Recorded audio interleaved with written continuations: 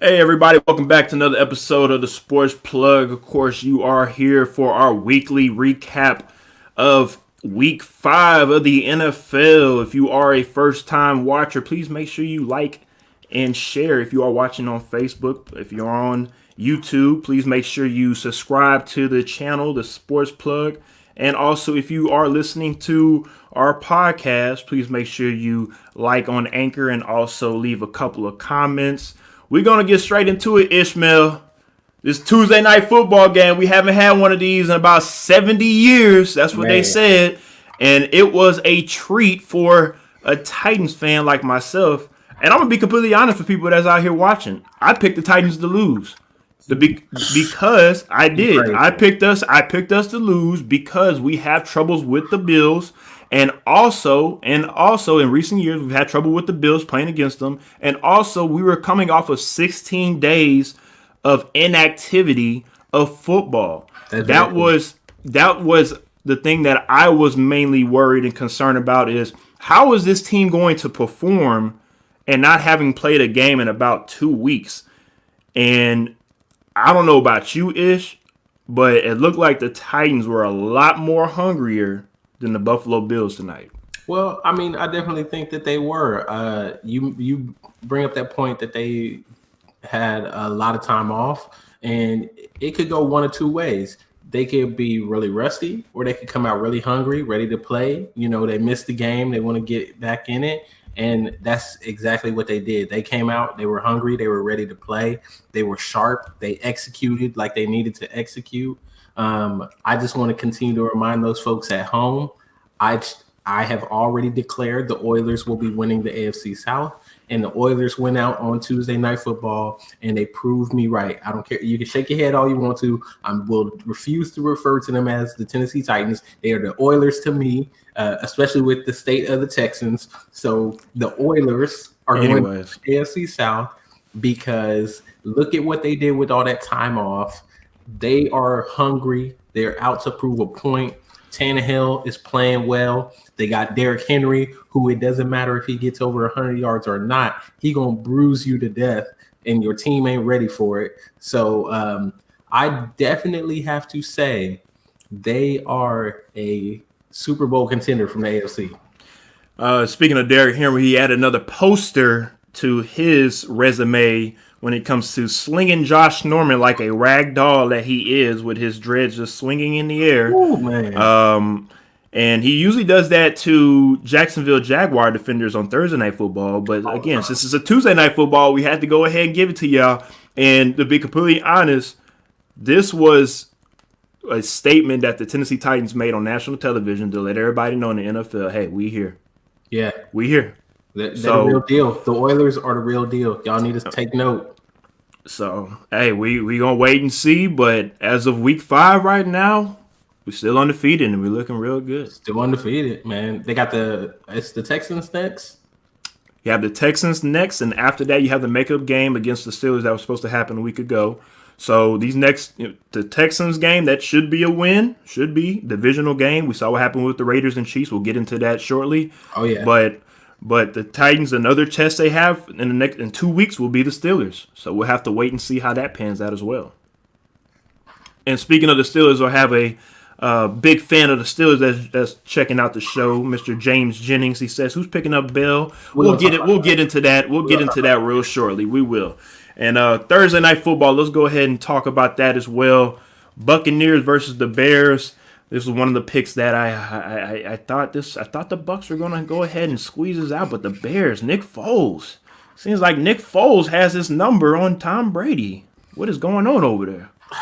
I mean, my goodness, man. The Bears have to be the ugliest 4-1 team I have ever seen. I don't know how they keep doing this. I mean, we always talk about teams finding a way to win. They just find a way to win. The Bears are the epitome of that team this season. They find a way to win. How? I don't know. I'm waiting for them to start losing and just go away. But for some reason, they keep coming back and they keep winning these games. It was ugly. I'm not even gonna lie. To me, the game was just straight ugly. I I don't. mean, the way the game looked in the beginning, I thought the Bucks were, I want to say, run away with it, but at least win by a touchdown, 10 points, and Buccaneers just didn't capitalize on the opportunities that they had, and they just kept the Bears in the game. And Nick Foles did what he does, and found a way, like he said, to win the game. Man, I mean, I don't even know. Tom Brady, um, like again, and I'm gonna keep saying it week in and week out. Everybody was talking about Super Bowl with the Buccaneers. Yeah, I understand they got some time that they need to gel. He's got to gel with the receivers. They got a lot of people that have been hurt, and then they come back, and then they're hurt. They were missing a lot of their receivers, top wide receivers. Mike Evans wasn't even 100%. Yep. So I mean, yeah, there are some excuses there, but when you're in the GOAT conversation, I just expect you to win a game like that. Like to lose this game to the Bears, I don't know, man. Well, let's be real. I mean, football, it's not like basketball where we talk about LeBron being in a situation like this. It's a little bit different. 11 on offense, 11 on defense. It is what it is. You did only put up 19 points in that game. So again, that is something on the offense that they have to figure out. Only scored 10 points in the first quarter. Every other quarter since after the first was field goals. So that's something on the offensive end that Tom Brady's gonna have to address. But on the defensive side of the ball, hey, you give up 20 points as a defense, you're in it. I mean, yeah, you're in the game. So especially if you have an offensive firepower like you do with Tampa. So it's one of those things that they're gonna have to address, and we'll see what happens next week, right? All right. Panthers and Falcons. This was one of those games where you would think, again, divisional game. Maybe Atlanta would finally get a win. Panthers were kind of we don't know what Panthers team would show up, and it looks like the Dan Quinn watch finally showed up, and that was Dan Quinn's final game as the head coach for Atlanta Falcons. Because after that game that they lost to the Panthers, Atlanta Falcons went ahead and fired Dan Quinn and the GM. In the GM, yes, sir. I'm gonna have to go ahead and give you your props. I don't do it very often, but I'm gonna give you your props now. You did, I think it was last week. You predicted that if they lost to Carolina, that he would be out, and I said, nah, he'd at least make it to the bye week. He's out. I mean, that was a good call. You lose a divisional game like that, man. It's a wrap. I mean, I don't know. I think that I don't think that they were playing poorly in those games before that they lost. It was just a fourth quarter fall. Like they just were falling apart. But that's the thing, though, and I understand what you're saying. But that it starts from the Super Bowl here in Houston when you give up a 25-point lead and you've been the butt of jokes, the 28-3 jokes for years now, and not just that game, you've now had 2 games now this year where you've had 20-point leads and lost now. Yeah. You have to do something, as Arthur Blank has shown already. You have to do something to change up that locker room because what's going on right now is not working in Atlanta. And we'll touch on this a little bit later. I agree. I think this move is more so a move to bring in a new voice. I think it's that time now where you feel like maybe a new voice is needed. Because when you hear the same old rhetoric, it's tone deaf. It goes in one and out the other. Especially when you're losing, it's not fun. It's not fun. Not responding, but so I understand. I didn't think that they looked horrible, but they didn't look good. Only 16 points, so it is what it is. But let me just say this: I was saying last week I'm a little bit on the Panthers. Teddy Bridgewater, we got to say something about this man. Teddy two gloves. And I mean, finding a way to win. He is a winner. They got Matt Rule, his first year coaching in the NFL, and he's got this team responding now. 3-2, they're tied for first in the NFC South. Should the NFC South be taking notice of the Panthers? I mean, Christian McCaffrey's not playing. Not this year. And just like you said, just McCaffrey's out for the rest of the year. If they had him, the conversation might be a little bit different. But you do have pretty good receiver, Robbie Anderson on the side. He's playing really well. He's come in and been balling. Moore's out there playing really well for the Panthers. But again, I just don't think that they have enough talent to compete with the Saints and the Buccaneers. But who knows? Maybe somebody from Tampa goes down. Maybe somebody from the Saints go. You have Michael Thomas situation going on right now in New Orleans. We don't know how that situation is going to pan out. So, who knows? Might have, like I said, you might have a situation in Carolina where you wasn't expecting anything this year. This was a rebuild year, and all of a sudden you might be in a playoff situation, extra playoff spot this year. So, who knows? We'll have to keep our eye out on the Panthers. And again, like I said in the episode last week, we have to wait until about week 8, week 9 to figure out how these teams are looking and separating themselves from other teams. Yep.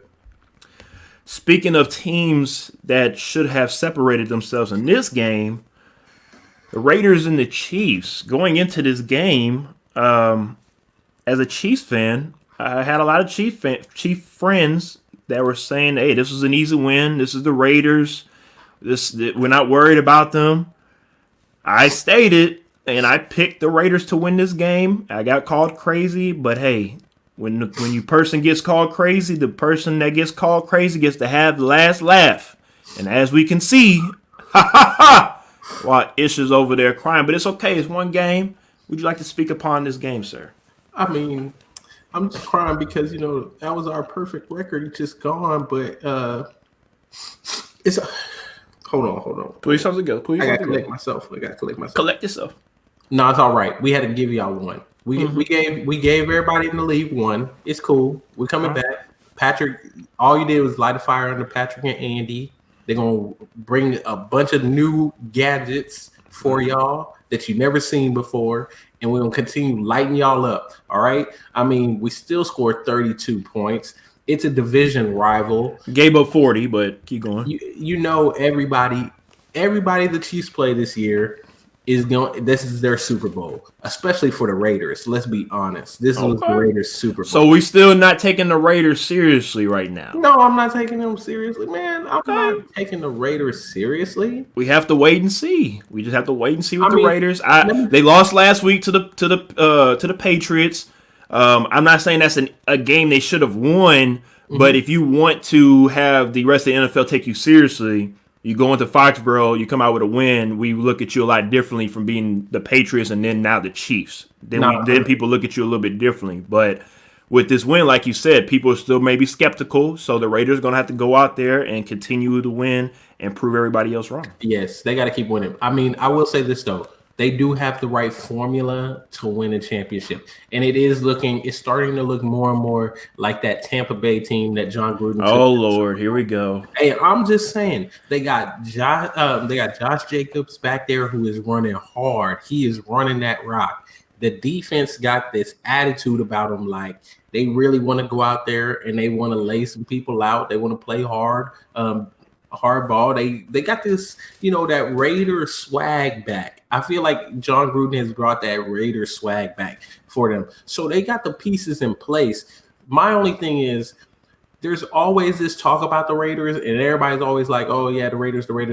And then they never live up to it. Right. So I'm still skeptical about it. Not to mention you got Derek Carr, who it's like night and day with Derek Carr. One game, Derek Carr looked like he can be the MVP of the league. Of the league. A fool. So he looked like he need to be playing Pop Warner. For real. So he looked more like David Carr instead of Derek Carr. Yeah. So with him, if he's more consistent, maybe. I can see it. If he's more consistent, he'll win me over. But for right now, I ain't trusting him. Yeah, I mean, I agree. It's been the up and downs with Derek Carr. When you want to believe in him, he lets you down, and then when you just want to throw him away, here he comes again. It's like, so with Derek Carr, we have to wait. We'll just wait and see, man. It's the Raiders, like I said, man. Just wait and see on them.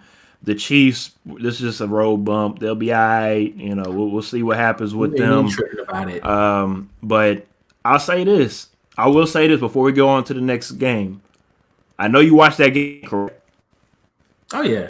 Okay. There were plenty of passing plays that Patrick Mahomes was throwing just Boo Boo passes because of his footwork. And I know you probably saw that, but there were a couple of heir apparent throws. He's not throwing every pass beautiful like he's supposed to. There were a lot of throws because the Raiders were in his face and were causing him to make ill-advised throws.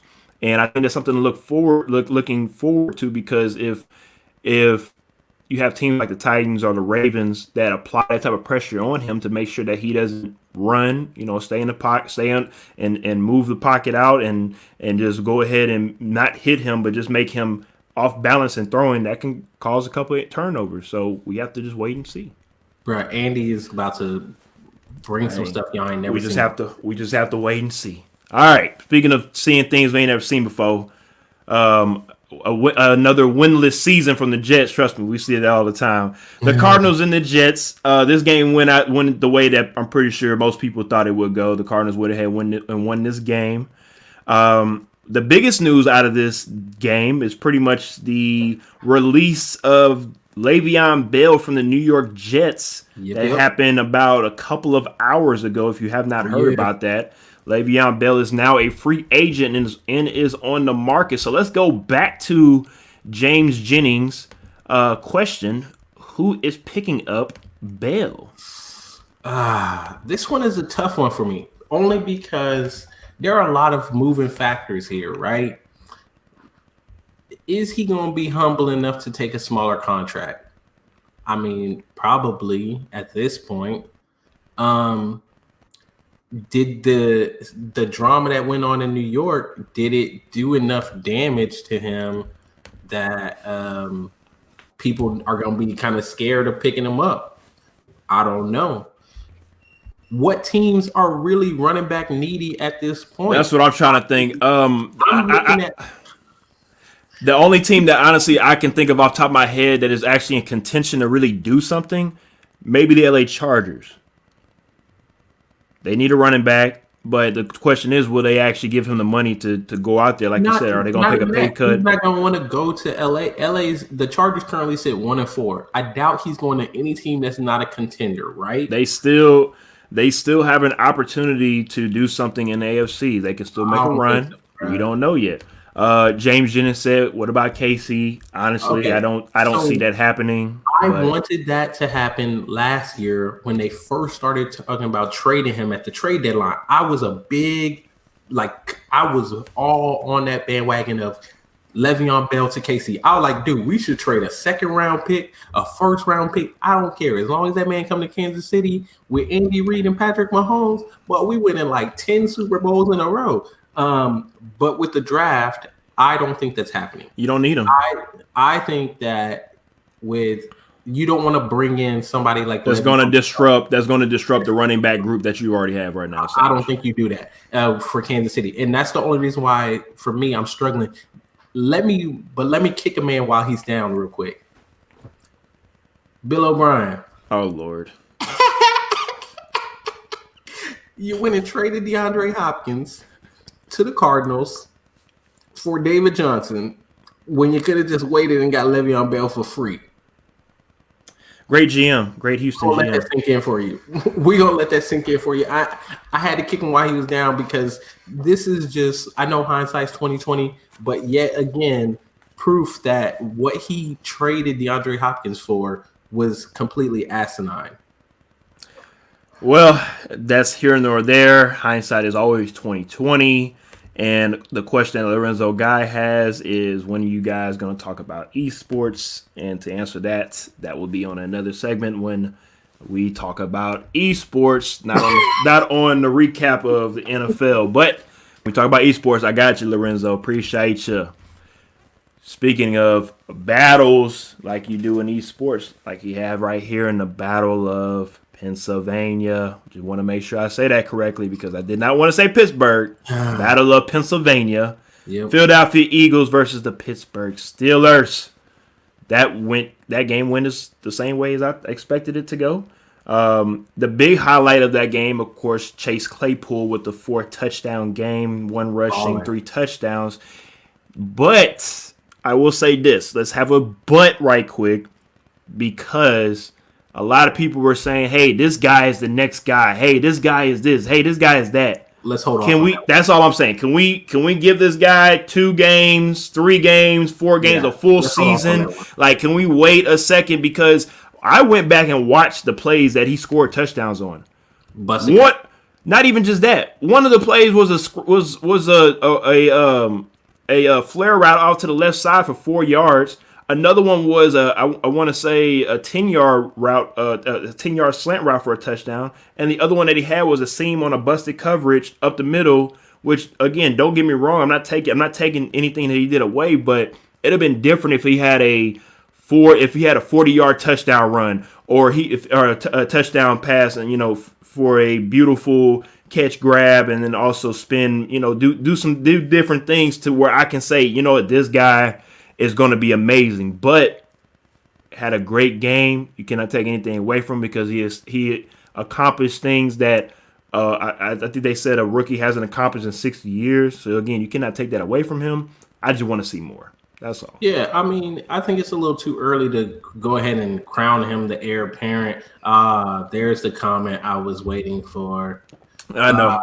Yep. Yeah, I was. Well, good old Christine Robichaux checking in on the broadcast. Great Eagles fan. She says Eagles put up the most points they have yet, but also gave up the most points yet. Yep, good old Eagles for you.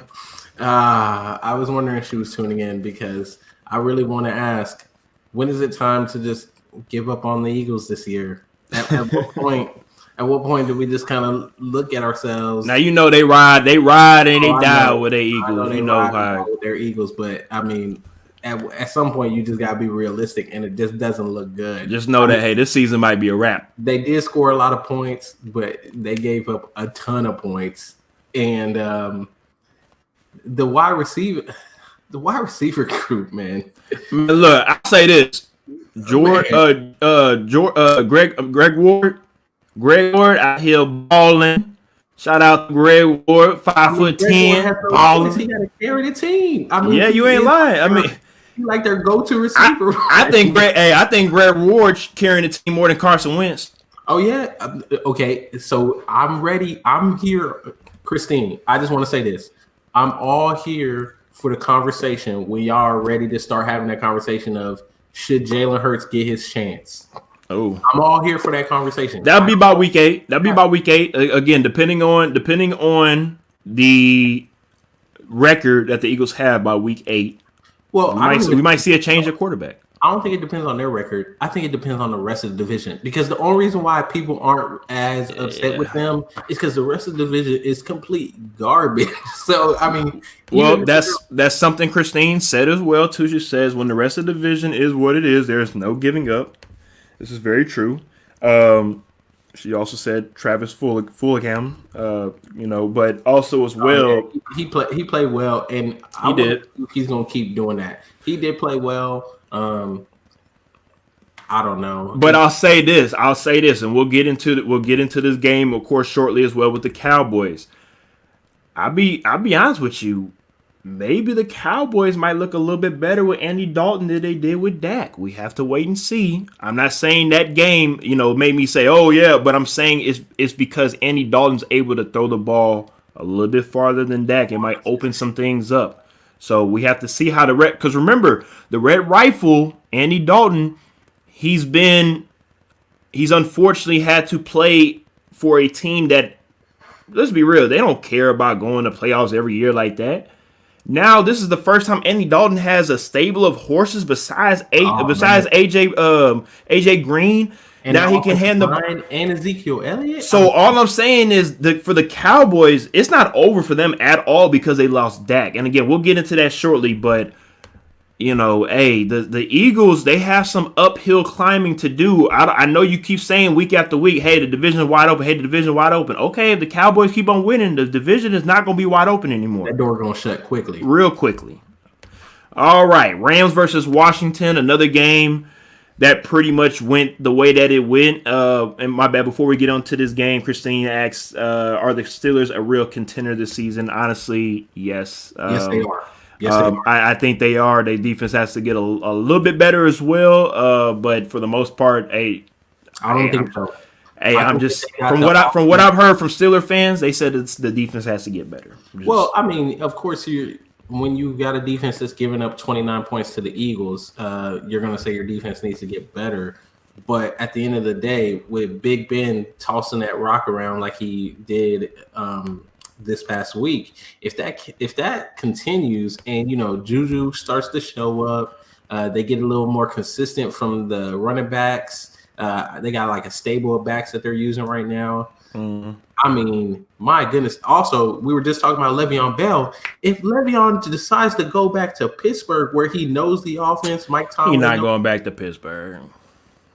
Hey, there were talks about it at the trade deadline. This is true. This is true. They would take back Le'Veon Bell before they take back AB. If he goes back to Pittsburgh, my goodness, that offense could go back to being that's scary. We'll see. We'll see. And again, before we get back to the Rams versus Washington, she said they've played no one great yet. It doesn't matter. You play. This is true, but also you play who you play on your schedule. We have to wait and see when Pittsburgh play the Ravens in their division. We'll see how that game goes. So we have to wait and see. Yeah. Well, yes. And again, we'll wait and see. Like I said, Rams going back to Rams versus Washington. Again, this game went the way that it went. Unfortunately for Kyle Allen, who we talked about in previous episodes, he ends up getting hurt. And insert Alex Smith finally is able to play a game in last 2 years, of course, having to come back from his broken leg and also almost losing his life due to the infection that he had from recovering from his broken leg. So, of course, it was a great feel-good story for everybody that's involved. But from the athletes that I know, for somebody like yourself and watching guys like Ryan Clark talk about it and Jeff Saturday, we all felt the exact same way. We were happy for him, but I was scared to death because I was worried. I was worried about him getting hurt again, especially when you have to go against a guy like Aaron Donald the first time you come back. And Aaron Donald got him twice. So I mean, you could tell there's definitely anybody who's had like a major injury on your leg or anything like that. You're not comfortable. You're not comfortable with people around your legs yet. Like full game speed, it's one thing to come back and practice or even do like scrimmage in practice, but to be in the game going full game speed, it's totally different. Like that's one of the things that makes me nervous about this for him. Is just like when people start flying in, coming at his legs, how is he going to react? Is he going to be favoring it too much? I don't know. I was really nervous about that. To be honest, I was happy for him, but I was more so just nervous and terrified. Like, I really hope everything goes all right. The offensive line there is terrible. So it's not like you're putting him behind somebody that's going to block for him. Pretty much he's going to have a lookout block every time he drop back to pass. So I hope Kyle Allen comes back, even though he didn't rightfully deserve the job anyway. But whatever, that's for another discussion. Yeah. And before we wrap this topic up, Christine again asks, Jalen Ramsey dirty hit or not? I don't know if you saw the hit. I didn't see the hit, so I don't know if I can answer that. What about you, Ish? I didn't necessarily think it was dirty, but I could definitely see where people would say it was. I didn't see it. I had to go back and watch it again. Bengals versus Ravens. Again, another game that went the way it went. My stupid self. This was a weekend where I felt like there'd be a lot of upsets, and this was one of them that I picked, and it did not go the way that I wanted it to go because I picked the Bengals, and I'm stupid, but hey, it is what it is.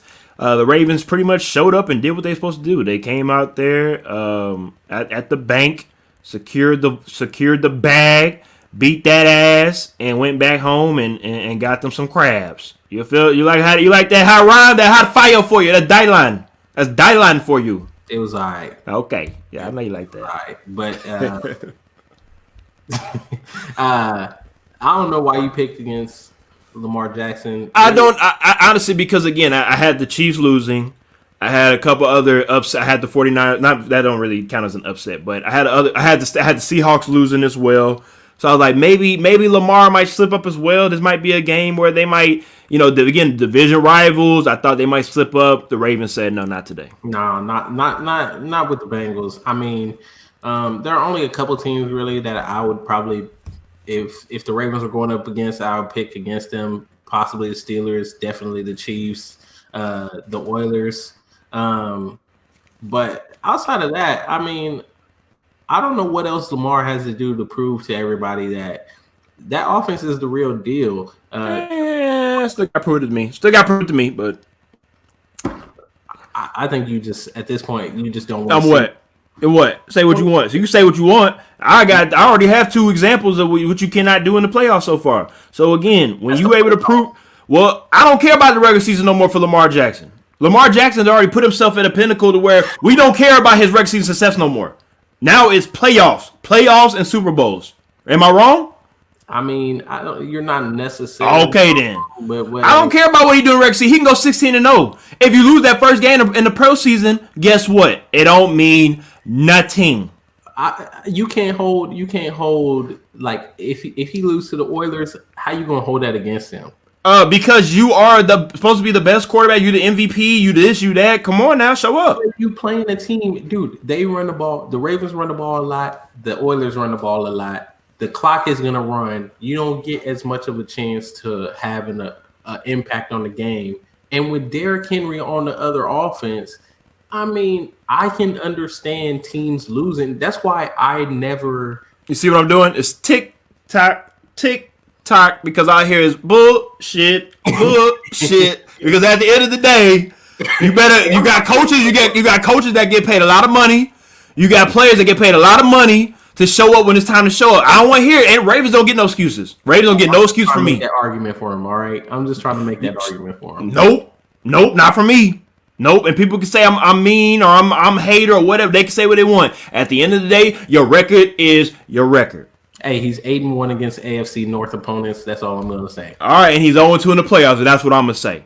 All righty then. Speaking of people that be 0-2 in the playoffs, the Jaguars and the Texans, this was the first game since Bill O'Brien's firing, which we talked about last week. So if you want to go check that episode out.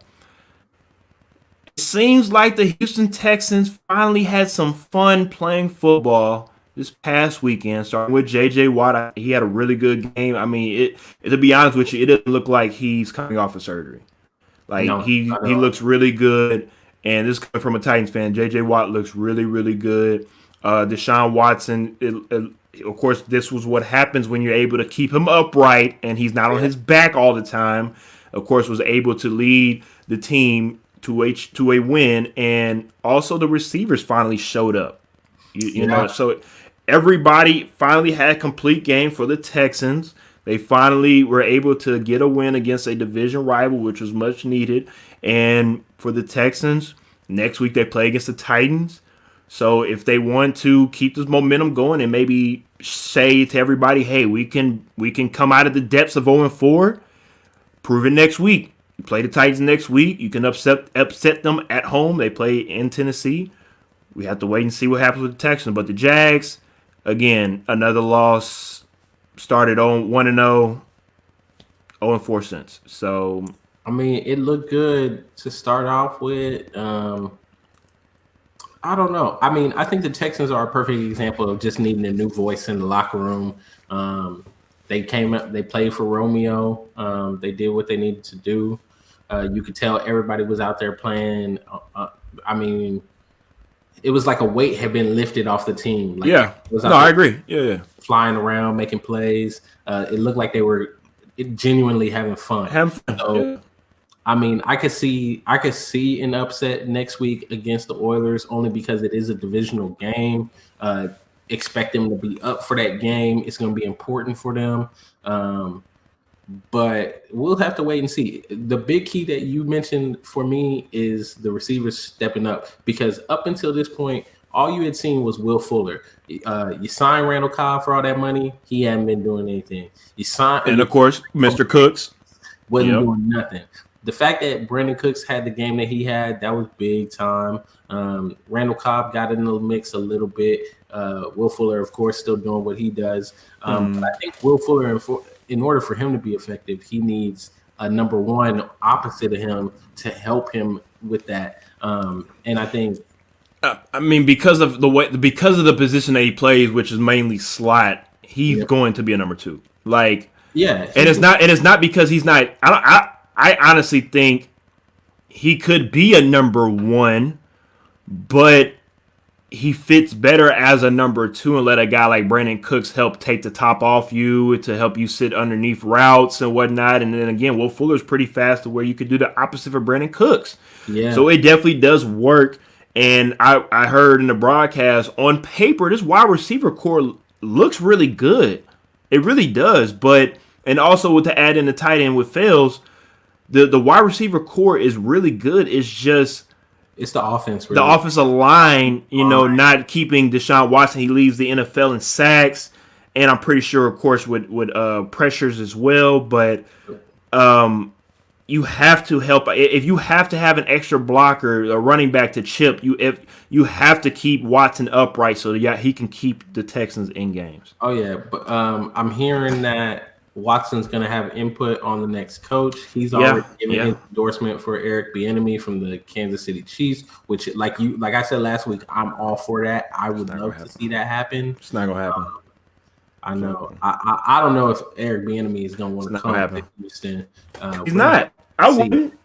I think this season is pretty much a wash. You're just looking for your next coach. So for me and the Texans, I'm just going to continue talking about who they're going to bring in as the next coach.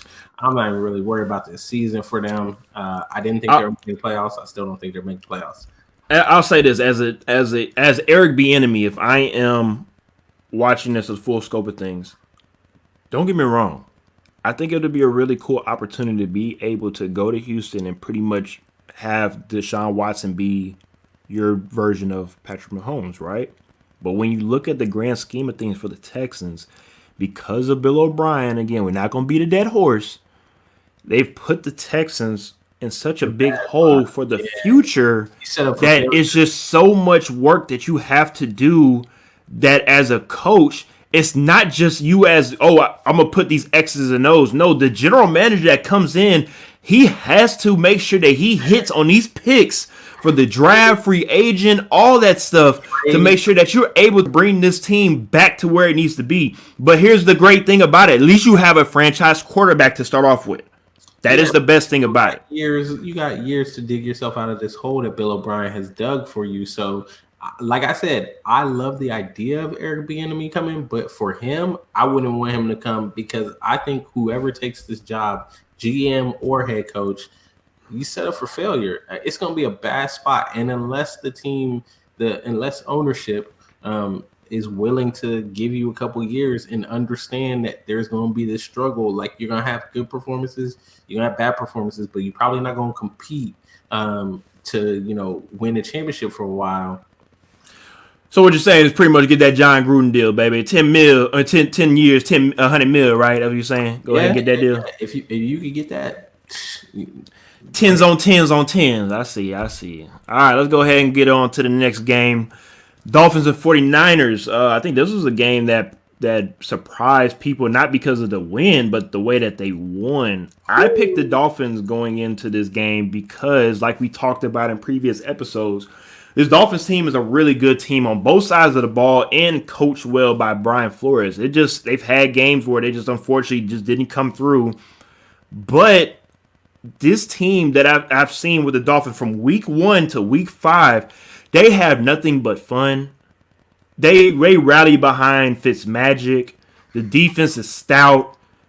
The running game is there. It's just they're missing a couple of pieces, and it is what it is. You can't add it right now, but for right now, what they are doing, they are building, and this is year 1. They're building for what could happen by year 3, where we are actually seriously taking the Miami Dolphins as a serious contender in the AFC.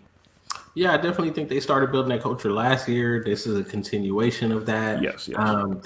They've proven that they love that underdog role. They love to come out and beat on these teams that people think are just going to come in and whoop them.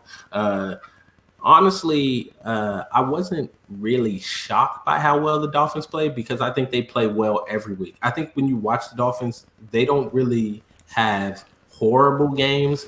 It's just that they don't quite know how to win. I agree. Games yet. I think agree. Either come out and they beat on people or they play a close game and they find a way to, make that mistake to lose that game because they just don't know how to win those games yet. I think they're learning how to do that. And once they learn how to do that, the Dolphins could be real contenders in the AFC East. But for me, the story of this game was how horrible Jimmy Garoppolo played. Oh, yes.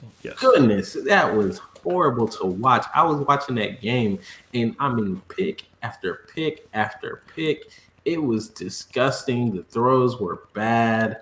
Now let's remember he is still coming back from an ankle injury. So they did say that because of that is his planting ankle that he probably doesn't still have the comfortability of sitting back in the pocket, just like we talked about with Alex Smith previously. That's something that I definitely feel like was hindering Jimmy Garoppolo when it comes to passing the ball in that game. I mean, I agree, but when you're playing in a division that has Seattle, who is still undefeated, which we'll get to later on, you can't afford it. You just can't afford these kind of games. And I know the backup quarterbacks aren't that great either, so it's not like you could sit him and wait for him to be 100%. But I'll say this: the backup quarterback, CJ Beathard, he's pretty decent. He's not horrible, but he can at least manage the game if he doesn't do the more than he needs to do. I mean, I agree, and I don't know. We'll have to wait and see how. We'll have to wait and see with the. I'll be honest with you too. With a lot of their guys already on season-ending IR, because IR is different this year. You could be on IR and come back after 3 weeks, but Joey Bosa and a couple other guys that are on season-ending IR, I don't see them really competing this year. I think they do what they can do this year and reload for next year. I agree. All right, this was, to me, this Colts and Browns game. Coming into this week 5 was one of the games you have to watch because I wanted to see. I'm serious because I wanted to see both teams and who was going to show up. There was a lot of hype on the Colts when they won their games or whatnot. They lost the week before, but this was a game for them to come in and try to redeem themselves and for us to take them seriously. And this was a game for the Browns to say, hey, to show everybody, hey, we're still out here winning. Don't take us as a joke. And not just because the Browns won, but the way that they won, they definitely put a statement out there to the rest of the league because this is the first time they've been 4-1 since Bill Belichick has coached this team. And the last time Bill Belichick coached this Cleveland Browns team, they took them to the playoffs. I'm not saying that the Browns are going to go to playoffs, but hey, 5-1 right now. You're sitting pretty decently. You still have, of course, the Ravens and Pittsburgh in your division. So we have to wait and see how this goes and plays out. But in the locker room and how everything is feeling right now in Cleveland, I'm pretty sure this is a lot better feeling being 4-1 instead of being 1-4 last year and having temper tantrums coming out of OBJ and whatnot. I mean, I don't know why you thought this was a must-watch game. I don't find the Colts that entertaining. Well, it's a must-watch game because the Colts are coming in with the best defense. You have the Browns with the best rushing offense. And again, you have two teams coming in here trying to show everybody that, hey, we are two good teams. Take us seriously. And as of right now, the Browns are taken more seriously than the Colts. So that's why I felt like this was a game, if you like old school football, because, again, this is one of those games where if this was in 1960, you have Jim Brown versus Johnny Unitas. This is one of those games where it could have been real dirty because of the running attacks. But it seemed like the Browns, they have a formula. Kareem Hunt, we talked about him last week. He's looking real good out there. I mean, so my thing is, I didn't think it was a must-watch game only because you got Phillip Rivers, who's the quarterback for the Colts. He's a pick machine. That's the only reason why I'd be interested to watch to see how many picks he potentially throws. And the Browns, I mean, they just run, like you said, old school football. They are a run-heavy team, and really it's up to Baker Mayfield not to mess it up. Mess up the game, yeah. Ball. Like, he threw 2 picks this game. But he also threw a couple of passes that if it was for Jarvis Landry, it would have been off of a linebacker's head. I'm like, dude, what are you doing? But That's what I'm continue. saying. I mean, really, it's up to Baker. Here's the thing: everybody wants Baker Mayfield to be like this They gunslinger. want to be that Brett Favre. They pretty much want him to be this generation Brett Favre. Really, all they need him to be is a Alex Smith. Like, dude, just don't throw picks when y'all do throw the ball. I understand you got Jarvis Landry and Landry. I understand you got OBJ, but in reality, that's not the offense that you are. But you know how it is though. Butter is running Playing the ball. playing Alex Smith football, that's not sexy. It's not, You and know, that's not something that gets you on Sports Center. So I, that's the reason why certain people don't want to do the basic things. You know, that's the reason why people like a Tim Duncan is so admired because he was the big fundamental. He worried about the fundamentals of the game. That's what made him great. There's some people out here that just don't want to do the small things to dude, make them to and the great player. I get that. I get that argument, but what people need to understand, especially people who are looking in at the Browns and wanting them to be like this pass heavy. Oh, let's throw it to OBJ and Jarvis Landry all the time. When you got Nick Chubb, you got Kareem Hunt, and you're good at running the ball like that. You really, Run all you the need is Baker Mayfield not to mess that up. Like, just don't mess it up. Let's run the ball, run people to death. And really, you could do what the Oilers do with Derrick Henry and get towards playoff time. Dude, I will not call them the Stop calling them that. Oilers. You just gotta wait till playoff time and just run these two dudes. You don't even have Nick Chubb right now, and you still had Kareem Hunt run 20 for 72 yards. I mean, jeez, you can keep pounding it with that dude until Nick Chubb come back, and then when you got the two dudes back, it's going to be up to how they play. But again, it's going to be up to how they play against Pittsburgh, like you said, and Baltimore. Yeah. Pittsburgh and Baltimore, and you got to do something against them. Even if you win one and you lose the other, with an extra wild card spot, you could potentially get three teams from the AFC North in the playoffs this year because of how well teams are playing. We'll see. We'll see how that goes. Speaking of teams in that division that ain't gonna make the playoffs probably, the Giants and the Cowboys. Of course, if you haven't heard about the news, Dak Prescott had successful surgery on his broken ankle, and he will be out 4 to 6 months. From the reports that I've heard, more leaning towards the 6 months rather than 4 months. So what that pretty much states is that most likely his season is over. And we talked about it in the group chat when it comes to should Dak went ahead and sat out this year. Should he had done the Emmitt Smith situation where he sits out and the Cowboys go on forward and then we go ahead and pay you whatever you need to pay you to get your butt in here. But you said he shouldn't have. There's other people that felt like that he shouldn't have, and he did the right thing. And that's understandable, but this is the things that happen in a sport like this. Injuries happen. You don't know when, but everybody has gotten hurt, from Tom Brady to Peyton Manning to now Dak Prescott. It is a part of the game. We hope, of course, he comes back 100% and plays even better.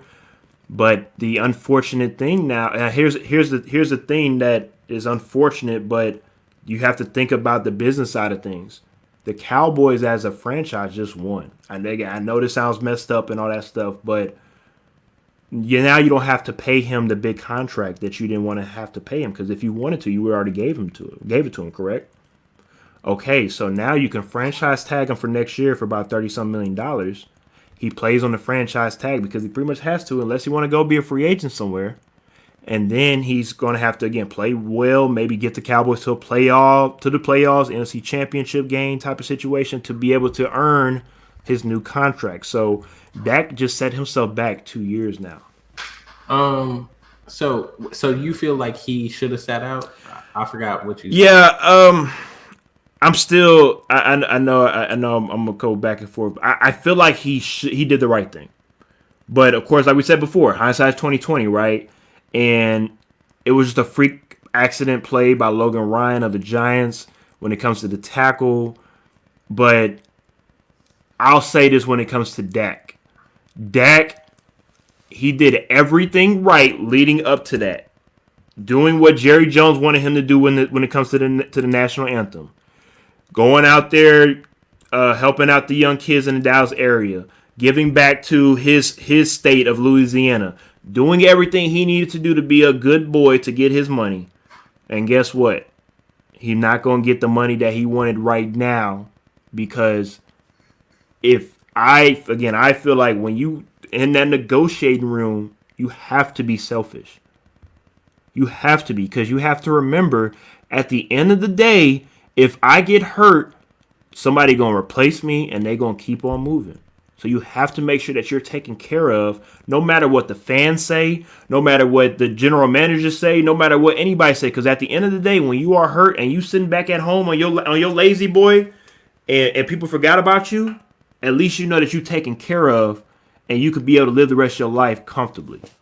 So let me just say this: Dak Prescott was in a lose-lose situation, no matter what happened, because I hear a lot of people saying, "Oh, he should have held out. He should have waited. He could have got the money. Look, Deshaun Watson got his money. Patrick Mahomes got the money, and then Deshaun Watson was able to follow up and get his money. Dak should have just sat out and got his money, right?" There were a number of problems with that, though, because if he sits out, unlike a Le'Veon Bell, right, unlike a left tackle, unlike a safety, whatever, this man plays quarterback. You are supposed to be the leader as the quarterback. You're supposed to be the guy that represents the franchise as the quarterback. A quarterback sitting out, people look at that differently than you look at a running back or a wide receiver. You're correct. You're correct. So that is one thing that he takes a hit right then and there, right? Not to mention, they already weren't trying to pay him that Patrick Mahomes or Deshaun Watson money, because if they wanted to pay him that, they had a perfect chance once Deshaun Watson got his deal set up to say, okay, we'll give you something around this region. This is what, you're not Patrick Mahomes level. And remember, we had that argument a couple months ago where y'all are like, oh, don't put him in the same class. I was like, well, for the Cowboys, that's their franchise quarterback.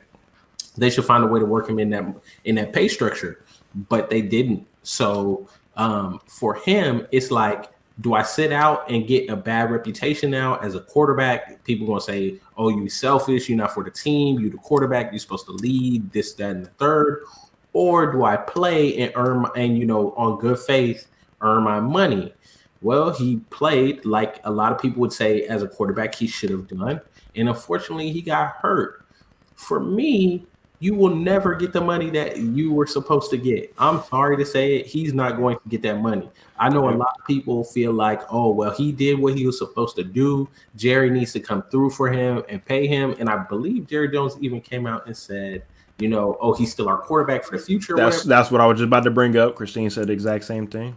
But at the same time, let's be honest, they're not paying him that much. He's not going to get anywhere close to what he was going to get before this. No. Not to mention, I think he didn't sit out because of what he has behind him.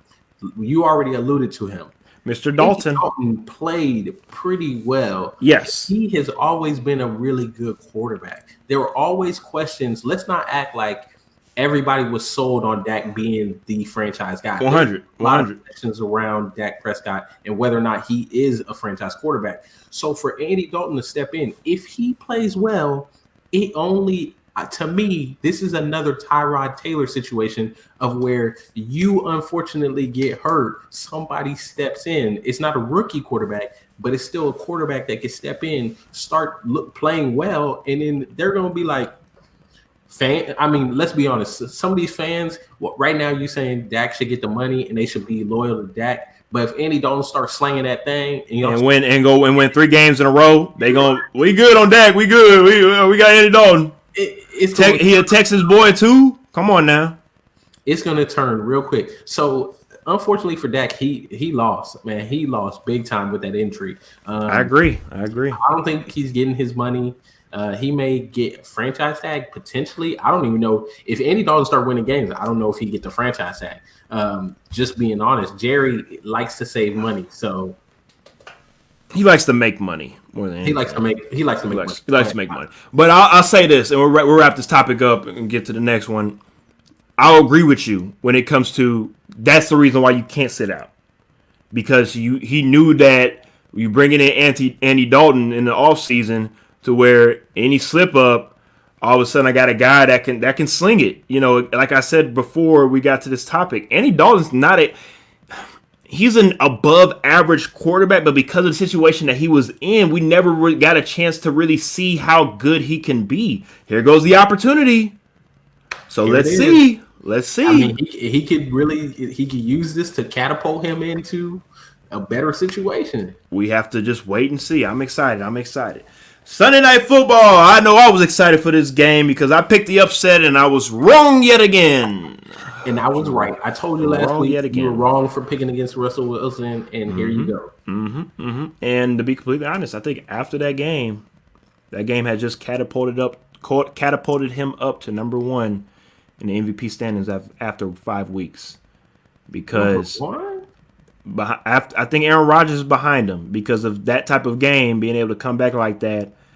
I think that was a really good after 5 weeks, just 5 weeks right now.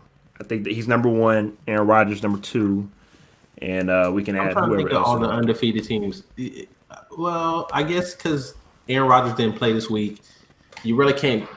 Yeah, I would agree. Because Aaron Rodgers didn't play this week, I'll go ahead and put Russell at number one because, it's always what have you done for me lately? Pretty much, that's what it is. With the way that he won that game, yeah, I would agree. He's probably number one in the MVP race.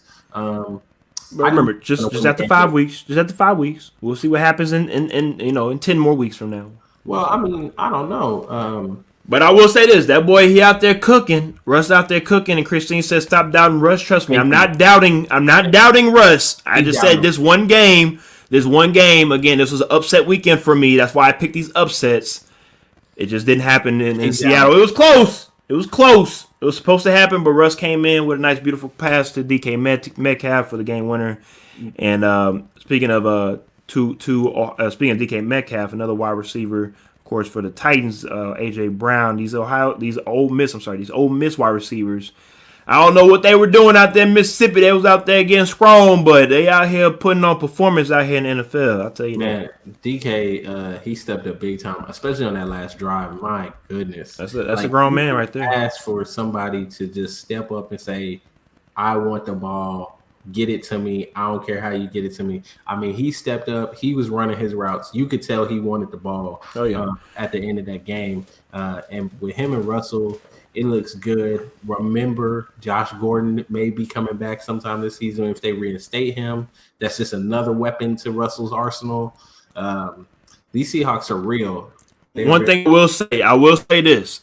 I was wrong because I did say in the offseason he did not know how to run routes because I didn't see him run routes, the route tree completely.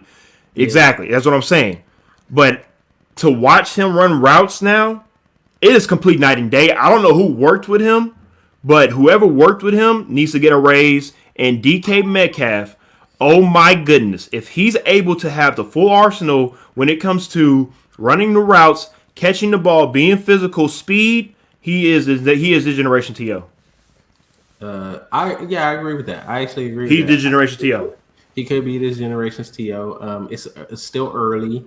But he could potentially be hindered by that offense only because how long do they stick with this? Let Russell slang it around kind of thing. I mean, shit. If they take him to a Super Bowl, they gonna keep it going. I mean, but they've historically been a run heavy team. And but they have already stated that still run the ball, but they are able to trust. Because let's remember. When they were a run-heavy team just 10 years ago, now that was because Russ was a rookie, second-year, third-year player. They had Marshawn Lynch. They could ride Marshawn. They had a great defense. It was like we just talked about with Baker Mayfield and a couple other quarterbacks. It was don't mess up the game for us. So that's what it was, right? Now, I'm listening. Let me ask you this real quick. I didn't mean to cut you off and everything, but who do they have at running back right now? Chris Carson. Okay, Chris Carson.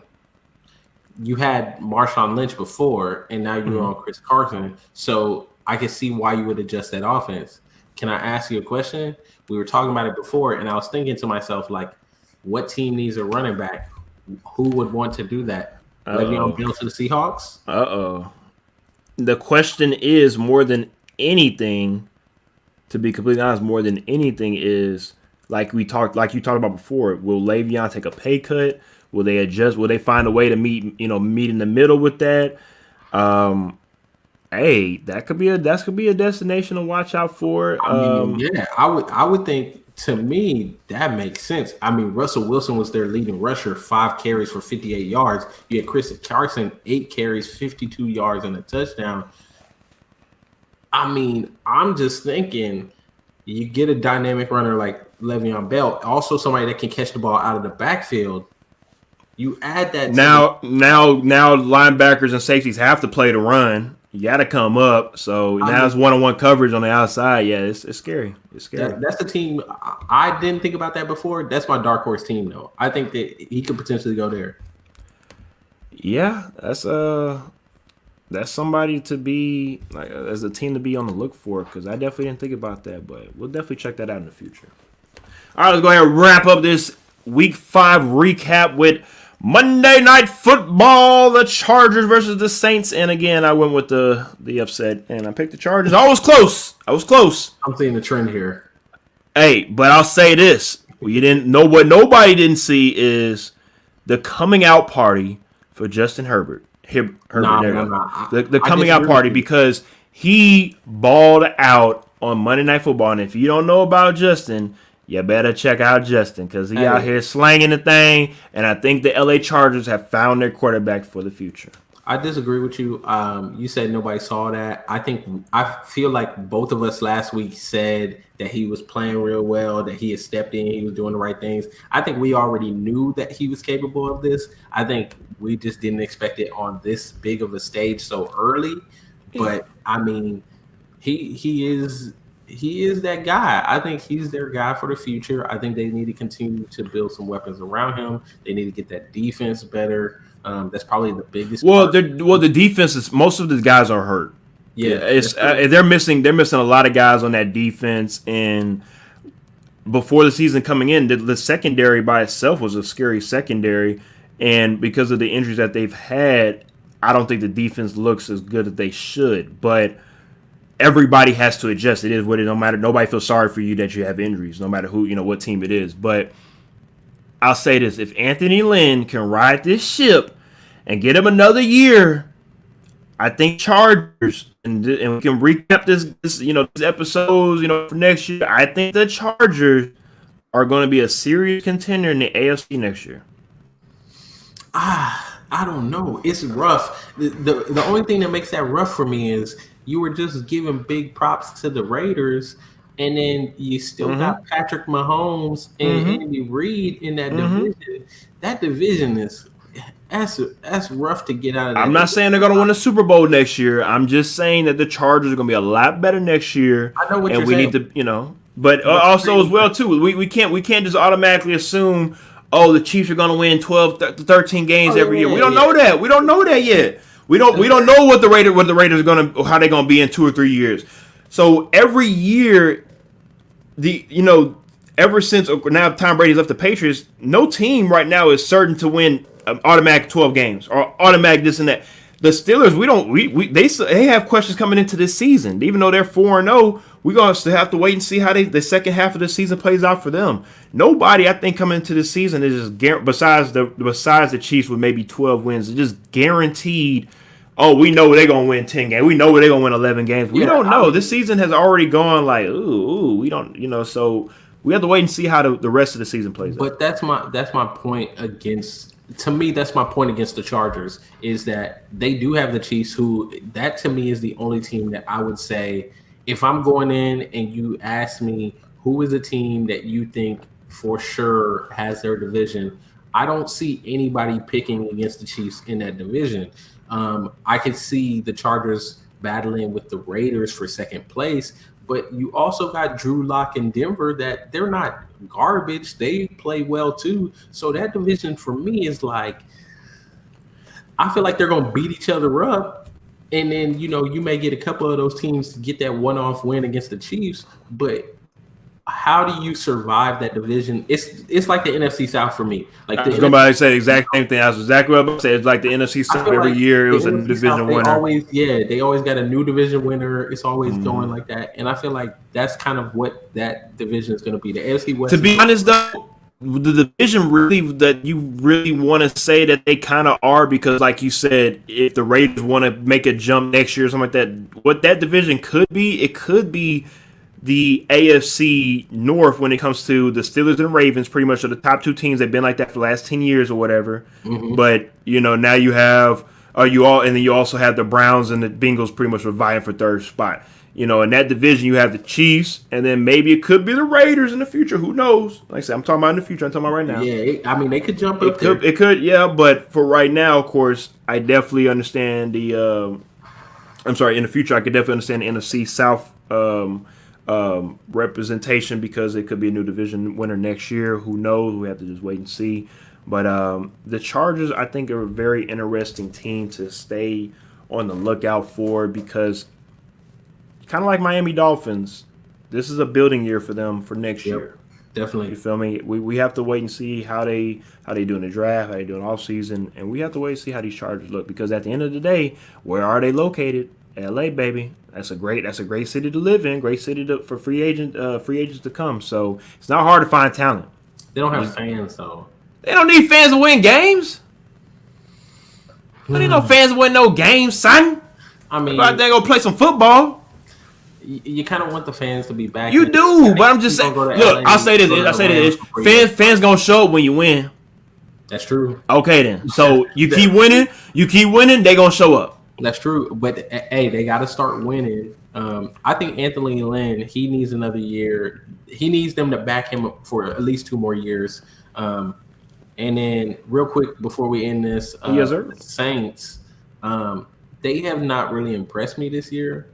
So that NFC South is wide open to me. I think it is a 3-horse race between the Panthers, the Saints, and the Buccaneers. No. I think the Panthers. I'm sticking with 2 until the Panthers keep on winning. I'm sticking with 2. I think it's a 3-horse race. I think that they potentially could beat each other up to the point where they only get 2 teams in, if even that, because they may NFC trade- stacked. NFC they may- stacked. yeah, they may trade some of those wins and end up hurting each other. Yeah, I agree. Well, I appreciate you, Ish, as always, for joining me for Week 5 NFL recap. We'll be back, of course, next week, and Ish and I will also be here tomorrow for our Kinfolk and Them episode. See you guys Yes, tomorrow, yes. 9:30 on a Wednesday Tune in for that, on Hump please. Day. Appreciate you, Ish. See you next time. Yeah, appreciate it for having me, man. Already.